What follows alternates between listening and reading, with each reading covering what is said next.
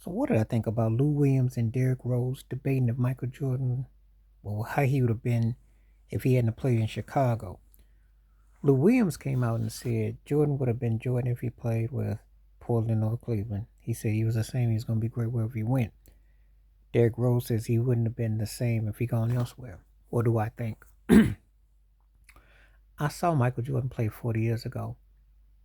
The Bulls were just, I remember Granville Waiters. I still remember when cats were walking up the court slow and taking their time, and it wasn't drug infested. It wasn't, you know, and they had an old team: Orlando Woolridge, George Gervin. They had an older team. He came there, he cleaned it up. You got to remember, he averaged 28 points his rookie year. You got to remember that his skill set was raw.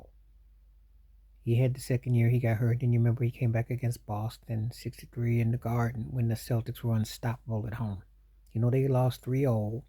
Of course, everybody bring up what Scottie Pippen. But if that kind of talent, that rawness that Dean Smith kept covered, you got to imagine that would have worked anywhere in the NBA. Who would not have not been able to work with him? Now, Chicago is special because they hadn't won anything. He came there and put 6 titles in there in 8 years. That's true. 13-year career. But you put him in the right system with anybody, he was going to be successful. You can just tell. Greatness knows greatness. The man, competitiveness to win at all costs, would have thrived wherever he went. He would have thrived wherever he went. I was a big Clyde Drexler fan. Clyde was one of my favorites. But there was a difference between Jordan and Clyde. You can tell. Just like there was a difference between Jordan and Reggie Miller. You can tell.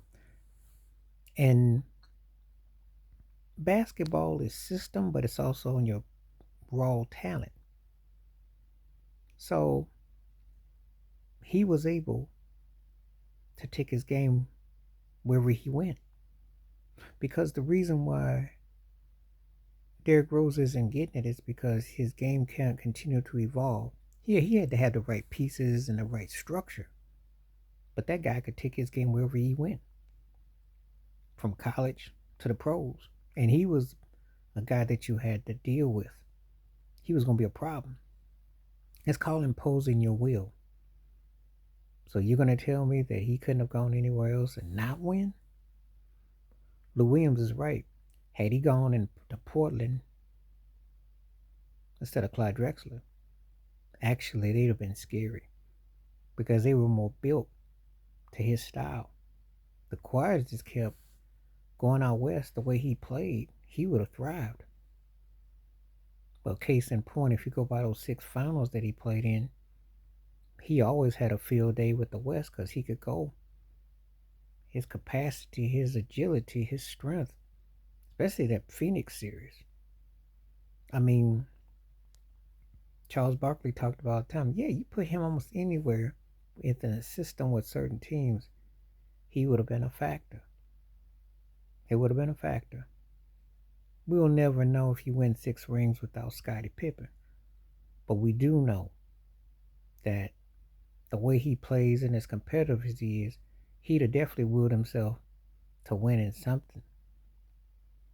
And you got to know, he didn't have a stockpile of talent. He hit the right pieces. That's the difference.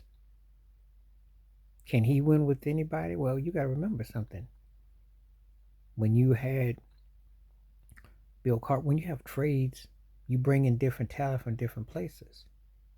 So imagine Dennis Rodman played against him in Detroit, but he played with him and was in awe of him.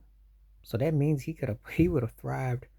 When you got to rearrange your structure and your style through free agency, trades, drafts, and people adapt to what you're doing, that's dominance. So I agree with Lou Williams. It's funny to hear these guys debating. Here, Derrick Rose says, well, I don't know if you think he would have had the same success. Why is that coming from? Is that some clutch sports by LeBron that you have to play for 15 different teams with 80 All-Stars? And you question a man who showed that because of his dominance, this is something people need to get to. This is something that doesn't get talked about, and rightfully so. Shaquille O'Neal is the most dominant player of his era, no argument. But Jordan was too. Jordan was too.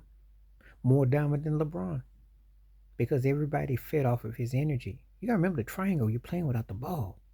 It's mental creativity. It's not physicality. It's a mental creativity to get to the physical. Jordan told you it was 80% mental. Think about it. That alone would have propelled him. I put it to you like this to Derrick Rose. You give Michael Jordan the road that LeBron has. He's got rings on his toes. He'd be almost catching Bill Russell. Let him play with D Wade and Miami and Bosh. Let him play with Kyrie Irving and Kevin Love. Let him play with Anthony Davis. He put 2 feet in his behind. He'd have had 2-3 rings each stop because he could have worked with Pat Riley, Spoelstra style. He could have worked with Tyronn Lue Cleveland style and David Blatt style. And he would have worked with Frank Vogel style. And with Anthony Davis, he'd have been a better player.